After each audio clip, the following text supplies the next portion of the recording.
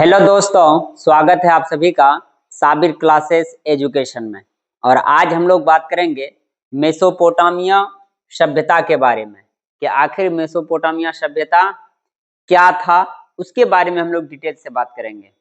तो आपको इसी प्रकार का लगातार वीडियो मिले, इसके लिए आप हमारे चैनल को सब्सक्राइब जरूर करें। तो हम लोगों का जो पहला क्वेश्चन है वो है मेसोपोटामिया का वर्णन करें, यानी कि मेसोपोटामिया के बारे में लिखा है। कह रहा मेसोपोटामिया प्राचीन विश्व के एक अत्यंत महत्वपूर्ण सभ्यता का क्षेत्र था, यानी पुराने जमाने का एक क्षेत्र था मेसोपोटामिया। अगर हम लोग बात करें लगभग 3500 बीसी पहले जो है ये सभ्यता मौजूद था और इसका नाम ग्रीक भाषा से आया था। हम लोग जो बात कर रहे हैं मेसोपोटामिया, ये किस शब्द से आया था? ग्रीक शब्द से या ग्रीक भाषा से आया था, जिसका अर्थ है दो नदियों के बीच की भूमि। यानी मेसोपोटामिया जो है मुख्य रूप से दो नदियों के बीच का क्षेत्र था, दो नदियों के बीच की भूमि था मेसोपोटामिया। एक नदी था टिग्रिस, जिसको हम लोग दजला भी बोलते हैं, और यूफ्रेटिस, जिसको फराद बोलते हैं, के बीच स्थित था। यानी मेसोपोटामिया जो सभ्यता था ये दो नदियों के बीच मौजूद था। मेसोपोटामिया सभ्यता दो नदियों के बीच स्थित था। वो एक नदी है दजला और दूसरा नदी है फरात। इन दो नदियों के बीच स्थित था। और यदि वर्तमान समय की बात करें तो मुख्यतः जो इराक है उन क्षेत्रों में ज्यादा से ज्यादा जो है मेसोपोटामिया का क्षेत्र आता है। और यदि हम लोग बात करें उस सभ्यता में बहुत ज्यादा विकसित जीवन यापन था लोगों का। आप यहाँ चित्र के माध्यम से देख रहे हैं कि मेसोपोटामिया सभ्यता में लोग किस प्रकार से बेहतर तरीका से घर बना करके रहता था, बेहतर तरीका से जो है उसका जो है नक्काशी था, बेहतर तरीका से जो है चीजों का निर्माण किया जाता था। अब हम लोग आगे बात करेंगे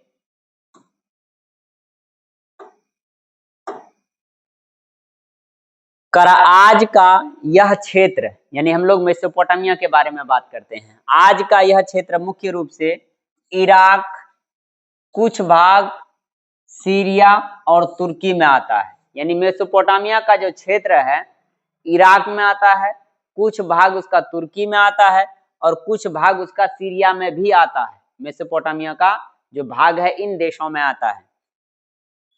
मेसोपोटामिया को सभ्यता के जन्मभूमि कहा जाता है। इस बात को भी आप याद रखिएगा, मेसोपोटामिया को सभ्यता की जन्मभूमि कहा जाता है, क्योंकि यहाँ लगभग 3500 ईसा पूर्व, यानी ईसा मसीह के जन्म से 3500 साल पहले की दुनिया की पहली विकसित सभ्यता थी।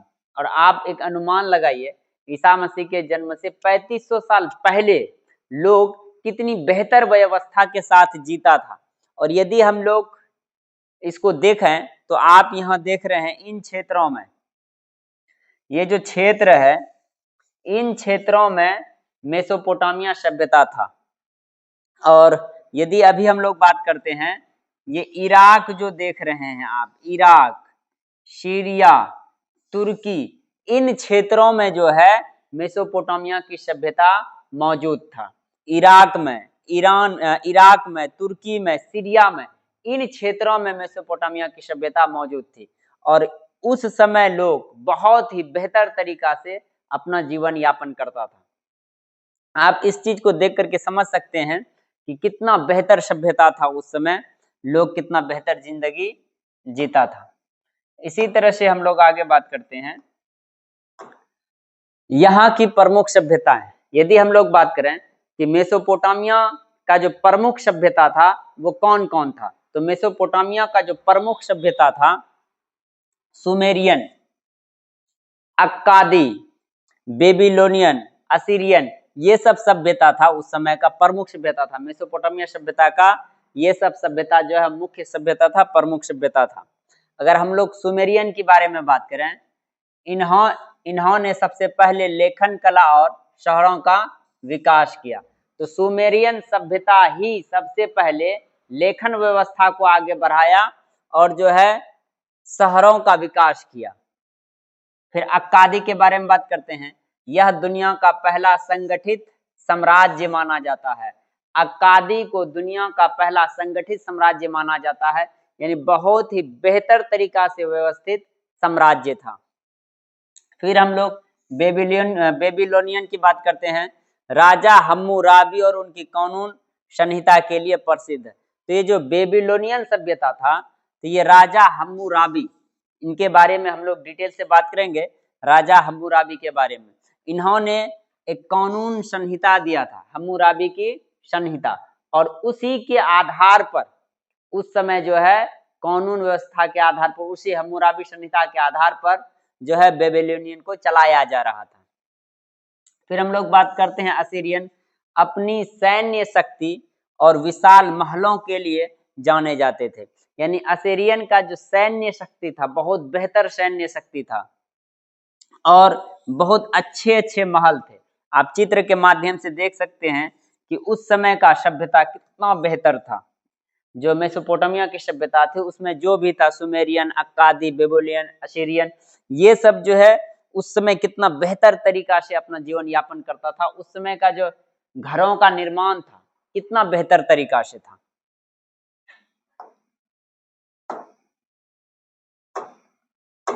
अब हम लोग बात करते हैं मेसोपोटामिया सभ्यता की लेखन प्रणाली के बारे में। तो लेखन प्रणाली जो है, सुमेरियनों ने किलाक्षर लिपि आविष्कार किया।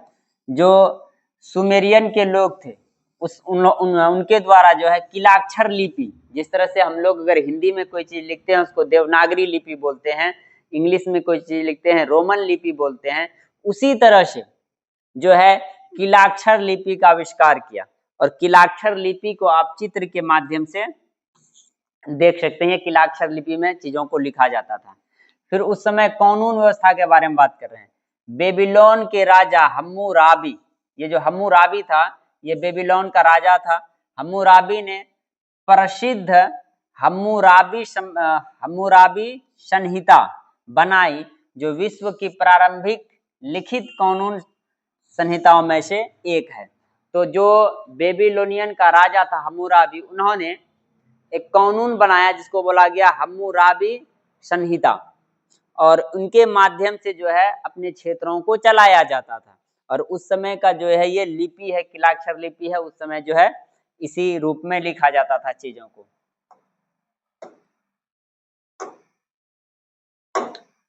अब हम लोग बात करेंगे कृषि और सिंचाई के बारे में। आखिर मेसोपोटामिया की सभ्यता के लोगों के द्वारा खेती बाड़ी किस तरह से किया जाता था। तो नदियों के ठीक है जाल है से सिंचाई प्रणाली विकसित की गई।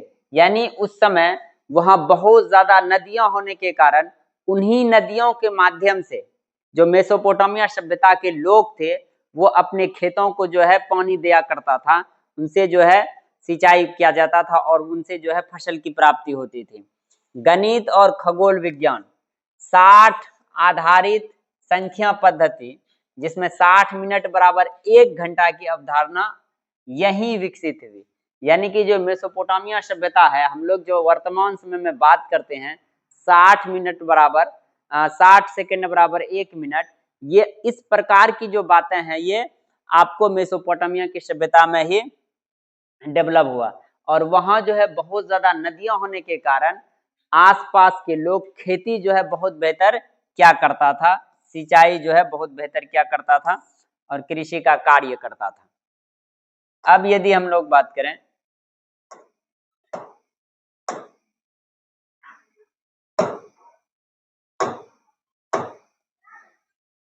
एक नोट है, मेसोपोटामिया में उर, उरुक और बेबीलोन जैसे बड़े नगर थे। यहाँ विशाल मंदिर जिको रात बनाए जाते थे। तो यहाँ जो है कई विशाल मंदिर भी था और कुछ शहर भी थे जो बहुत ही महत्वपूर्ण शहर थे। अगर हम लोग मेसोपोटामिया सभ्यता के बारे में बात करें तो वहाँ उर हो गया, उरुक हो गया, बेबीलोन हो गया, इस प्रकार के बड़े बड़े शहर थे। आप यहाँ चित्र में देख रहे हैं अक्कादी, बेबीलोनियन, या उरुक, ये उर हो गया, उरुक हो गया, ये सब जो है शहर था, बड़े शहर था मेसोपोटामिया सभ्यता में। और अगर हम लोग बात करते हैं, आप इस चित्र के माध्यम से देखें, यहाँ आपको उर हो गया, उरुक हो गया, बेबीलोनियन हो गया, ये सब चीज चित्र आप देख रहे हैं। तो ये जो है मेसोपोटामिया सभ्यता का महत्वपूर्ण जो है नगर था, शहर था।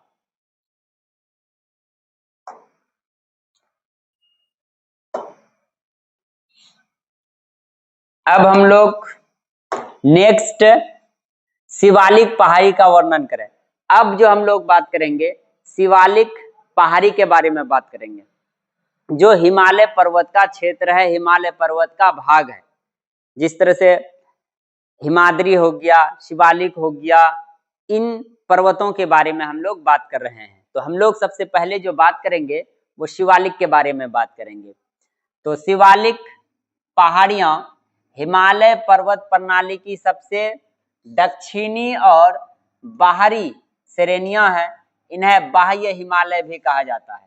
तो ये जो शिवालिक पहाड़ी है, ये हिमालय पर्वतमाला की सबसे दक्षिणी यानी दक्षिण में मौजूद है, और इसको हम लोग बाह्य श्रेणी भी कहते हैं। इसको जो है हम लोग शिवालिक को बाह्य श्रेणी भी हम लोग कहते हैं।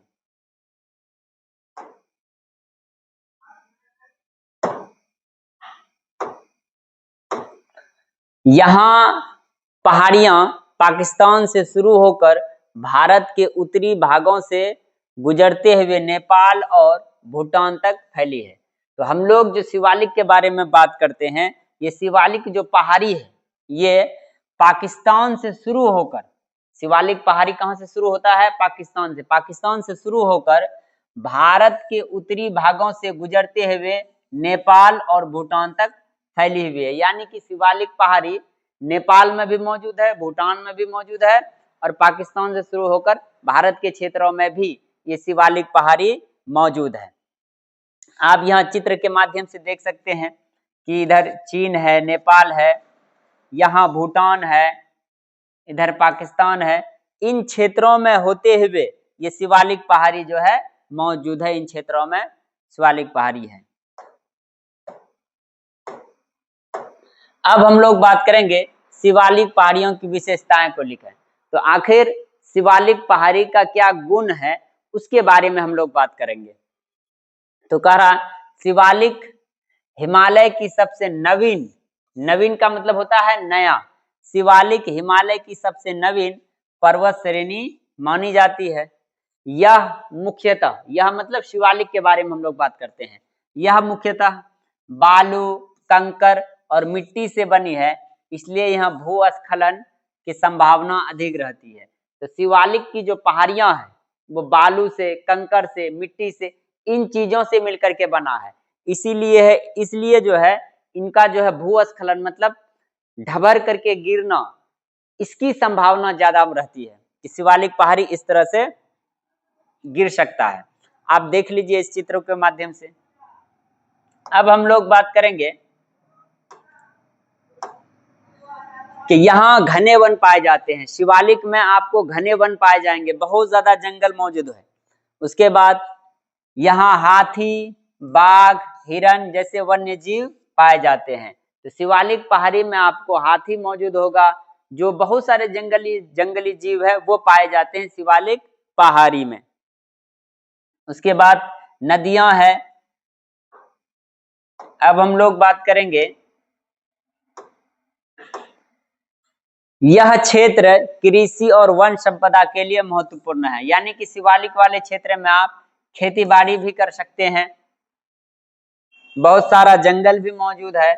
उसके बाद यहाँ कई पर्यटन स्थल और धार्मिक स्थल भी स्थित है। यानी शिवालिक पहाड़ी में आप घूमने फिरने के लिए भी जा सकते हैं, ऐसे क्षेत्र मौजूद है शिवालिक पहाड़ी में। और बहुत सारे धार्मिक स्थल भी है, वहां भी जा करके आप अपने जो है धर्म के पद्धति के आधार पर पूजा पद्धति कर करके आ सकते हैं। हिमाद्री, अब अगला क्वेश्चन है हिमाद्री का वर्णन करें। तो हिमाद्री हिमालय पर्वतमाला की सबसे ऊंची और उत्तरी श्रेणी है। जिस तरह से शिवालिक जो है दक्षिणी क्षेत्र था, उसी तरह से अगर हम लोग हिमाद्री के बारे में बात करें तो ये सबसे ऊंची और उत्तरी श्रेणी है। इसे महान हिमालय भी कहा जाता है।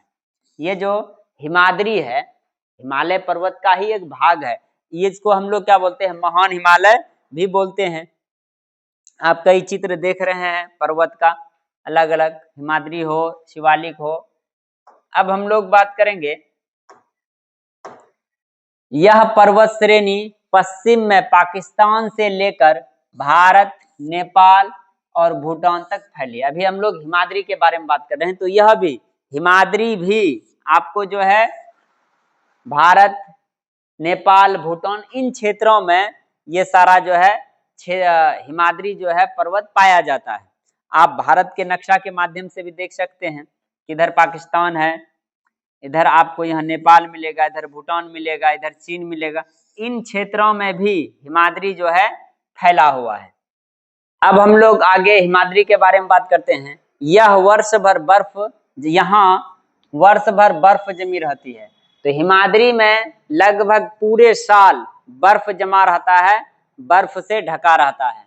इस क्षेत्र में अनेक हिमनद, हिमनद का मतलब होता है बर्फ का नदी, यानी जहां बहुत ज्यादा बर्फ ही बर्फ हो, हिमनद पाए जाते हैं, जिनसे बड़ी नदियां निकलती है। हिमाद्री से गंगा, यमुना, सिंधु और ब्रह्मपुत्र जैसी प्रमुख नदियां की सहायक नदियां निकलती है। तो इनसे जो है कई महत्वपूर्ण नदियां निकलती है, और वहां जो है हिमाद्री में हमेशा जो ये बर्फ जो है ढका रहता है, हमेशा पूरी तरह से बर्फ जो है ढका रहता है उन क्षेत्रों में। अब हम लोग बात करेंगे हिमाद्री के महत्व के बारे में, कि आखिर जो हिमाद्री पर्वत है इसका क्या महत्व है। तो हिमाद्री का महत्व, पहला, यह क्षेत्र जलवायु संतुलन में महत्वपूर्ण भूमिका निभाता है। यानी ये जो हिमाद्री है ये जलवायु संतुलन में महत्वपूर्ण भूमिका निभाता है, यानी जलवायु को बहुत ज्यादा खराब या बहुत ज्यादा बेहतर नहीं होने दिया जाता है, उतना ही जो बहुत बेहतर हो लोगों के लिए। आप इन क्षेत्रों को देख रहे हैं। हिमाद्री भारत की उत्तरी सीमा की प्राकृतिक सुरक्षा प्रदान करता है, यानी कि भारत का जो उत्तर क्षेत्र है उसके लिए हिमाद्री बहुत ही बेहतर है, फायदेमंद है, क्योंकि ये ऊंचा होने के कारण किसी भी प्रकार का जो प्राकृतिक घटना है, अप्रिय घटनाओं को नहीं होने देता है। यह पर्यटन और पर्वतारोहण के लिए प्रसिद्ध है। तो लोग हिमाद्री को बहुत ज्यादा देखने के लिए जाते हैं, यह पर्यटन के लिए बहुत ही महत्वपूर्ण है। लोग जो है इसको जो है घूमने के लिए जाते हैं, देखने के लिए जाते हैं, सैर करने के लिए जाते हैं। इन क्षेत्रों में लोग बेहतर तरीका से जो है अपनी छुट्टियां बिताने के लिए जाया करता है। और उधर जो है ये कई पर्यटन क्षेत्र है, बहुत सारा धार्मिक स्थल है, इन क्षेत्रों में जाता है और घूम फिर करके आता है।